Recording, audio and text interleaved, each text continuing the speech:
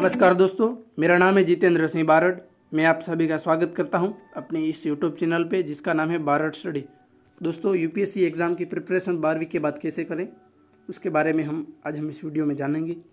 सपने तो सभी देखते हैं, लेकिन उसे पूरा करने की कीमत हर कोई नहीं चुका सकता। सपने भी उन्हीं के पूरे होते हैं जो इसकी कीमत चुकाते हैं। ऐसा ही एक सपना है IAS बनने का। IAS बनने के लिए संघ लोक सेवा आयोग सिविल सेवा परीक्षा का आयोजन करता है। यूपीएससी हमारे देश की सबसे कठिन व प्रतिष्ठित परीक्षा है। हर साल लाखों युवा महज कुछ सीटों के लिए इस एग्ज़ाम की तैयारी करते हैं। इस परीक्षा में सफलता का प्रतिशत बहुत ही कम है। इस परीक्षा में वही सफल होते हैं जिसमें शैक्षणिक योग्यता के साथ ही अनुशासन और धैर्य हो। अगर आप भी IAS बनने का सपना देखते हैं तो इसके लिए ज़रूरी है कि इसकी तैयारी स्नातक स्तर पर ही शुरू कर दी जाए। सिविल सेवा में सफलता पाने के लिए एक सटीक रणनीति और व्यवस्था होना ज़रूरी है। अगर आप भी IAS बनने का सपना देखते हैं, ऐसे कर सकते हैं इसकी तैयारी। रणनीति और अध्ययन सामग्री। सिविल सेवा परीक्षा के लिए सबसे पहले आपको अपनी 12वीं की पढ़ाई के बाद ही ये डिसीजन ले लेना चाहिए कि आपको सिविल सेवा में जाना है। सिविल सेवा की तैयारी के लिए कम से कम 2 से 3 वर्ष का समय लगता है। आप अपने ग्रेजुएशन के दिनों से ही इसकी तैयारी शुरू कर दें। इस परीक्षा की तैयारी की शुरुआत NCERT की किताबों का अध्ययन करने से करें। इसके अलावा सिविल सेवा परीक्षा का पूरा सिलेबस अपने साथ रखें और उसके अनुसार ही तैयारी करें। अधिकतर कैंडिडेट अपनी ग्रेजुएशन के किसी एक विषय में से ही परीक्षा के मुख्य चरण के लिए विषय चुनते हैं। इससे आपको आसानी रहती है क्योंकि आप ग्रेजुएशन के साथ इस विषय को पूरे 3 साल पढ़ते हैं। इसके अलावा दूसरे चयनित वैकल्पिक विषयों के लिए आप स्टडी मटेरियल का चयन कर सकते हैं या फिर एक्सपर्ट की सलाह ले सकते हैं। समसामयिक मुद्दों की ऐसे करें तैयारी।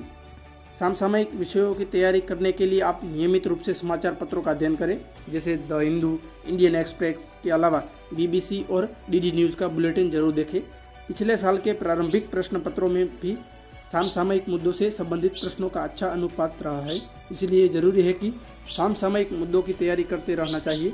इसके अलावा आप समसामयिक मुद्दों के लिए किताबों का भी सहारा ले सकते हैं।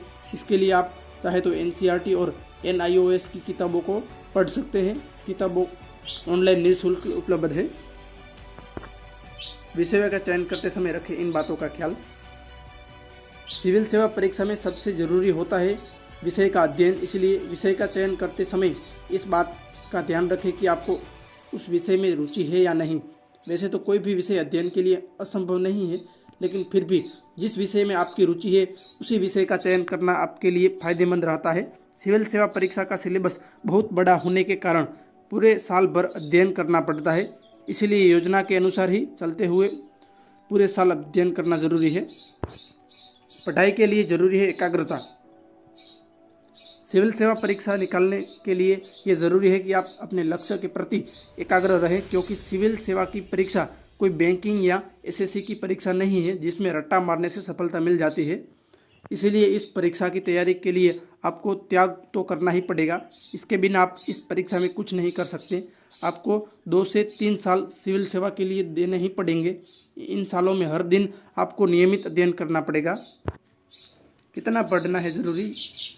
सिविल सेवा परीक्षा के लिए वैसे तो 1 साल पर्याप्त है, लेकिन लोगों को 2 से 3 साल भी लग जाते हैं। अलग अलग लोगों की क्षमता पर निर्भर करता है कि वे कितना अध्ययन कर सकते हैं।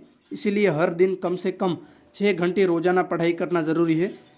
कई बार ऐसा होता है कि आप तैयारी करते करते डिमोटिव हो जाते हैं, इसलिए मोटिवेशनल किताबों को पढ़ें। आपके आसपास कैसे लोग रहते हैं इसका आपकी ज़िंदगी पर काफ़ी असर पड़ता है। अगर आपके आसपास नेगेटिव लोग रहते हैं तो ऐसे लोगों से जितना हो सके उतना दूर रहने का प्रयास कीजिए। ऐसे लोगों के साथ रहे जो आपका अच्छा फील करवाते हो। क्या इस एग्ज़ाम की प्रिपरेशन के लिए दिल्ली जाना ज़रूरी है? आपने भी लोगों से सुना होगा कि UPSC की तैयारी के लिए दिल्ली आकर कोचिंग करना ज़रूरी है, लेकिन आपको बता दें कि आप घर रहकर भी सिविल सेवा की तैयारी कर सकते हैं। बस आपको अपनी ज़िंदगी में थोड़ा सा बदलाव लाना पड़ेगा और आप घर रहकर भी उचित अध्ययन सामग्री से सिविल सेवा की परीक्षा पास कर सकते हैं। बाहर जाकर पढ़ाई करने के भी अपने ही टेंशन रहता है, इसीलिए अपने शहर में रहकर भी आप अध्ययन कर सकते हैं। आप चाहे तो कोई कोचिंग भी ज्वाइन कर सकते हैं। पढ़ाई के साथ लेखन का अभ्यास भी है ज़रूरी। आपको पढ़ने के साथ लिखने का भी अभ्यास करना है, क्योंकि प्री एग्ज़ाम निकालने के बाद मेंस की एग्ज़ाम परीक्षा देनी पड़ती है, जिसमें आपको लिखना पड़ता है। आप किसी भी टॉपिक पर संक्षेप में लगभग 200 शब्दों में लिखने का प्रयास करें। जितना आप लिखने की कोशिश करेंगे उतना ही आपको लेखन की शैली सुधरेगी और व्याकरण में कम गलती होगी। दोस्तों, ये थी जो मैंने इन्फॉर्मेशन आपके लिए बताई, जो यूपीएससी की प्रिपरेशन कैसे करें, इसकी रणनीति क्या है, वो सब कुछ मैंने आपको बताया। ये सब कुछ आपके लिए हेल्पफुल होगा। दोस्तों, अगर हमारा वीडियो अच्छा लगा तो इसको लाइक करें, साथ में इस वीडियो को शेयर करें और हमारे यूट्यूब चैनल को सब्सक्राइब कर लें, ताकि जब भी हमारा नया वीडियो अपलोड हो तो उसका नोटिफिकेशन सबसे पहले आपको मिल सके। दोस्तों, अब हम मिलेंगे नेक्स्ट वीडियो में, तब तक के लिए जय हिंद।